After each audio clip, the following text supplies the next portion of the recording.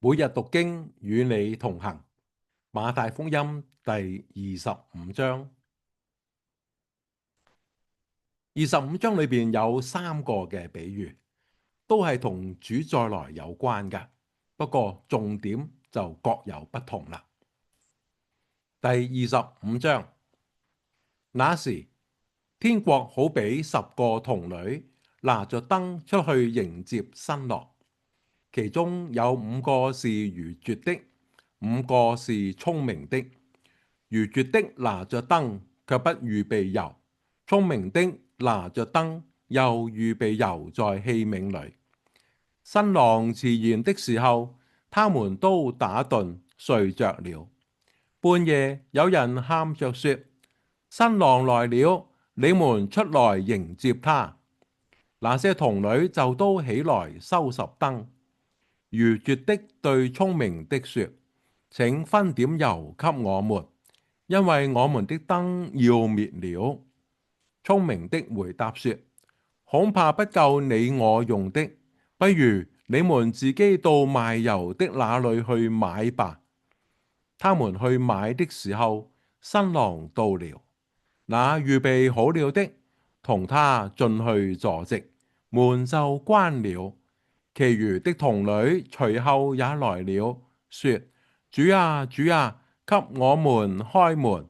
他卻回答說：我實在告訴你們，我不認識你們，所以你們要警醒，因為那日子、那時辰，你們不知道。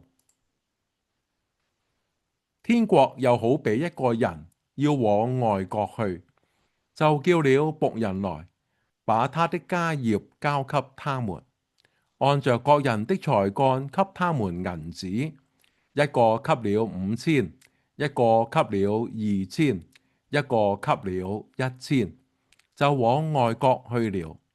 那領5000的隨即拿去做買賣，另外賺了5000。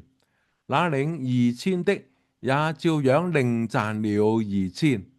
但那領1000的去掘開地，把主人的銀子埋藏了。過了許久，那些僕人的主人來了，和他們算賬。那領5000銀子的又帶着那另外的5000來說：主啊，你交給我5000銀子，請看，我又賺了5000。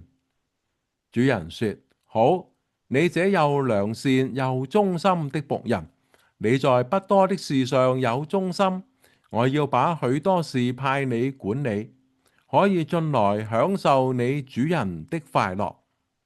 那領2000的也來說：主啊，你交給我2000銀子，請看，我又賺了2000。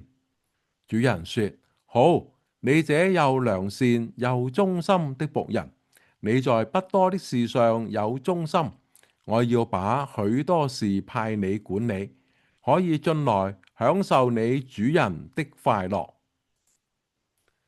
那領1000的也來說：主啊，我知道你是忍心的人，沒有種的地方要收割，沒有散的地方要聚斂，我就害怕，去把你的1000銀子埋藏在地裏，請看，你的原銀子在這裏。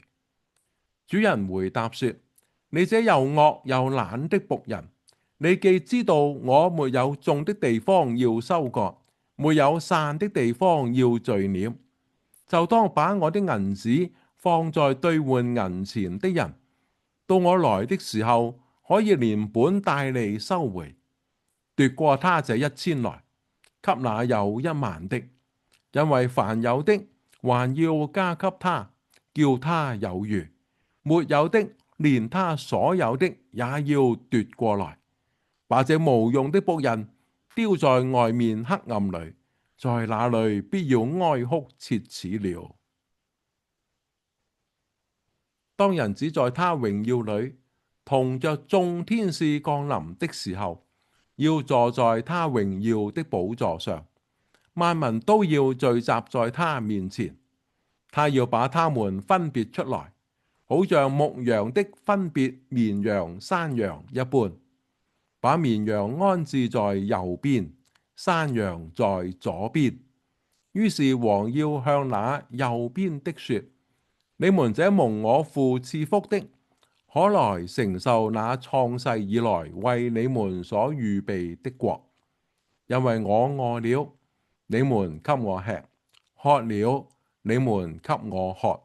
我作客旅，你們留我住；我赤身露體，你們給我穿；我病了，你們看顧我；我在監裏，你們來看我。義人就回答說：主啊，我們什麼時候見你餓了，給你吃；渴了，給你喝？什麼時候見你作客旅，留你住，或是赤身露體，給你穿？又什麼時候見你病了，或是在監裏來看你呢？王要回答說：我實在告訴你們，這些事你們既做在我這弟兄中一個最小的身上，就是做在我身上了。王又要向那左邊的說：你們這被咒詛的人，離開我，進入那為魔鬼和他的使者所預備的永火裏去。因為我餓了，你們不給我吃；渴了，你們不給我喝。我作客旅，你們不留我住；我赤身露體，你們不給我穿；我病了，我在監裏，你們不來看顧我。他們也要回答說：主啊，我們什麼時候見你餓了，或渴了，或作客旅，或赤身露體，或病了，或在監裏，不伺候你呢？王要回答說：我實在告訴你們，這些事你們既不做在我這弟兄中一個最小的身上，就是不做在我身上了。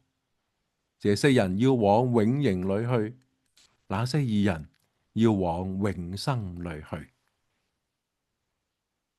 經文讀畢。第一個比喻關乎10個童女，個結論係：所以你們要警醒，因為那日子、那時辰，你們不知道。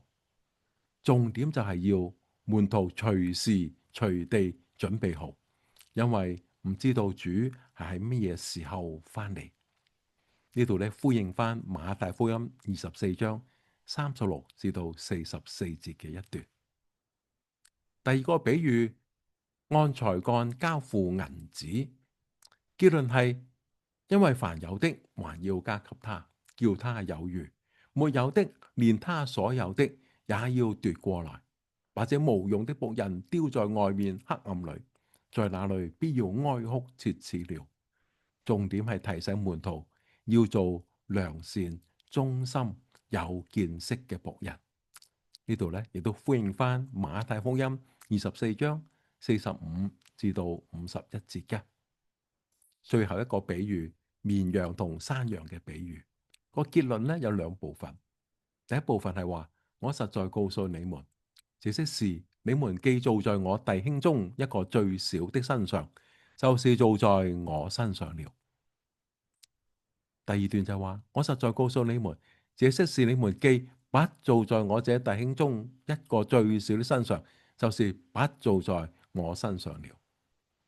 個重點就係講到永恆審判嘅標準係在於人對主嘅態度，而人是否愛主呢，又體現喺有冇具體嘅愛人嘅行動，特別係在於嗰啲受苦之人身上邊嘅關愛。呢個比喻都呼應咗馬太福音第10章42節嗰度所講：無論何人因為門徒的名，只把一杯涼水給這小子裏的一個喝，我實在告訴你們，這人不能不得賞賜。